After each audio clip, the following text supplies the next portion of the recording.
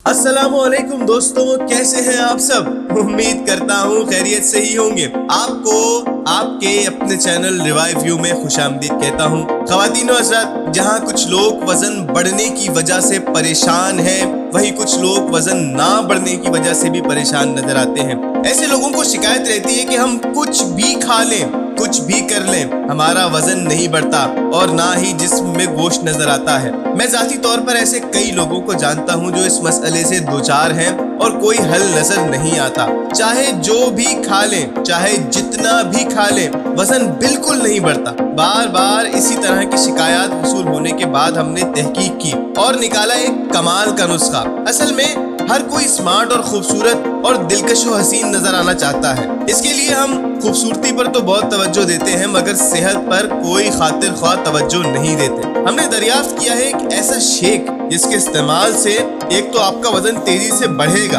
और दूसरा आप चाको चौमंद भी हो जाएंगे और सबसे बढ़कर आप पहले से ज्यादा खूबसूरत, हसीन और जाज़िब नजर दिखने लगेंगे। इस शेक की तैयारी के लिए आपको दरकार है कुल 5 अज्जा। बनाने का तरीका ये है कि 1 गिलास उबला हुआ दूध और उसमें 2 अदद केले और 5 बादाम ग्राइंडर में डालकर शेक कर लें। अब इस शेक में 2 चम्मच खोपरा मिलाकर मिक्स कर लें। ये शेक दिन में किसी भी वक्त ठंडा कर कर पी लें। अगर ज्यादा तेज नताइज चाहते हैं तो दिन में 2 बार इसका इस्तेमाल करें। ये नुस्खा एक आजमूदा नुस्खा है और जिसने भी इस्तेमाल किया है हमारा मशकूर रहा है। इसके साथ साथ चंद बातें जिनका ध्यान रखना बहुत जरूरी है, वो ये है कि अपनी ग़िज़ाई तरकीब को दुरुस्त करें, सेहतमंद खानों की तरफ आएं, घी और तेल से इज्तनाब करें, फल, सब्जी, गोश्त, दूध, दही की तरफ अपना रुझान रखें। इंशाअल्लाह नताइज जल्द से जल्द मौसूल होंगे।